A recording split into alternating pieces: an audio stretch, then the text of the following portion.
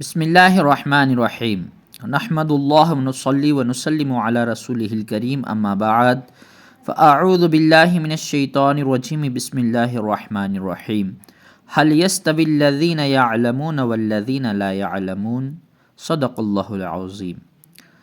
معزز ناظرین و سامعین، السلام علیکم ورحمۃ اللہ وبرکاتہ۔ امید ہے آپ تمام خیر و عافیت سے ہوں گے۔ اللہ رب العزت قرآن مجید میں ارشاد فرماتا ہے هل يستوي الذین یعلمون والذین لا یعلمون، کہ کیا علم والے اور بے علم کے برابر ہو سکتے ہیں؟ یہ استفہام انکاری ہے، یعنی علم والے اور بغیر علم والے برابر نہیں ہو سکتے۔ علم والوں کی بڑی شانیں ہیں، اللہ تبارک و تعالیٰ نے قرآن کریم میں اور اللہ کے رسول صلی اللہ علیہ وسلم نے احادیث مبارکہ میں بے شمار فضائل اہل علم کے بیان کیے ہیں۔ تو ناظرین کرام، اس پرفتن دور میں ہم اور آپ کو اپنے ایمان و عقیدے کی حفاظت کے لیے قرآن کریم اور احادیث نبویہ کا علم ہونا چاہیے۔ قرآن کریم کی آیات کا ترجمہ اور تفسیر اور احادیث مبارکہ کو پڑھنے، سمجھنے اور ان سے مسائل اخذ کرنے کا علم ہم اور آپ کو ہونا چاہیے۔ اور یہ اتنا آسان نہیں ہے کہ ہم صرف ترجمہ پڑھ کے اس کو حاصل کر لیں، بلکہ اس کے لیے بہت سارے علوم و فنون پڑھائے جاتے ہیں، جن میں سے علم نحو اور علم صرف بہت بنیادی اور ضروری علوم ہیں۔ تو مناسب سمجھا کہ ہم علم صرف کو بھی شروع کریں تاکہ شائقین علم صرف اس علم کو پڑھیں، سمجھیں اور اس سے قرآن و حدیث سمجھنے میں مدد حاصل کریں۔ ناظرین کرام، آپ جو بھی کتاب پڑھیں، سب سے پہلے کتاب کا نام، کتاب کے مصنف کا نام اور وہ کتاب کس فن میں ہے، اس کا علم ہونا چاہیے۔ تو یہ کتاب میزان الصرف ہے، جس کے مصنف علامہ سراج الدین ابن عثمان رحمہم اللہ ہیں، اور یہ کتاب فن صرف میں ہے، علم صرف میں ہے۔ ناظرین کرام، آپ جو بھی علم حاصل کریں، اس علم کی تعریف، اس کا موضوع اور اس کی غرض و غایت معلوم ہونی چاہیے۔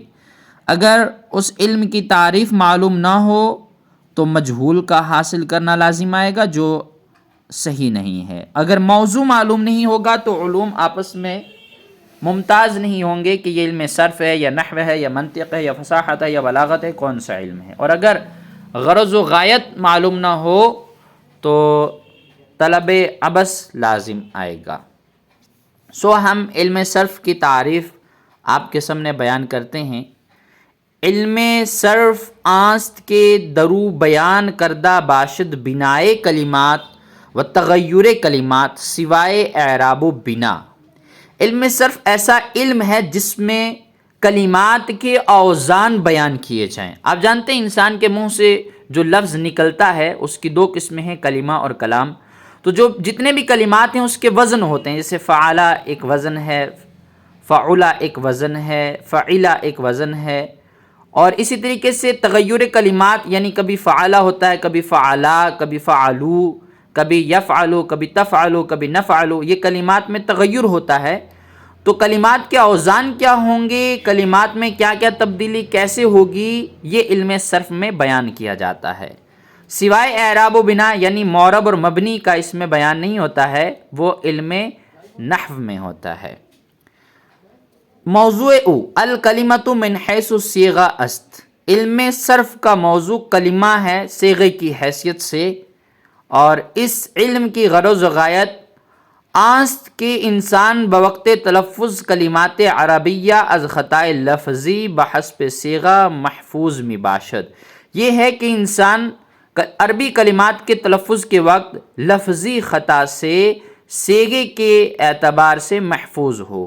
اب دیکھتے ہیں بہت سارے لوگ جب گفتگو کرتے ہیں تو الفاظ اس طریقے سے استعمال کرتے ہیں کہ اس میں بڑی اغلاط ہوتی ہیں۔ مثلا قاسم کو قاسم پڑھتے ہیں، عاصم کو عاصم پڑھتے ہیں، اس میں فاعل کو فاعل پڑھتے ہیں، اس طریقے سے بے شمار غلطیاں ہوتی ہیں۔ لیکن یہ غلطیاں کیسے سمجھ میں آئیں گی؟ علم صرف میں ہی ان غلطیوں کے بارے میں بیان کیا جاتا ہے کہ یہ اس طرح پڑھنا غلط ہے اور اس طرح پڑھنا صحیح ہے۔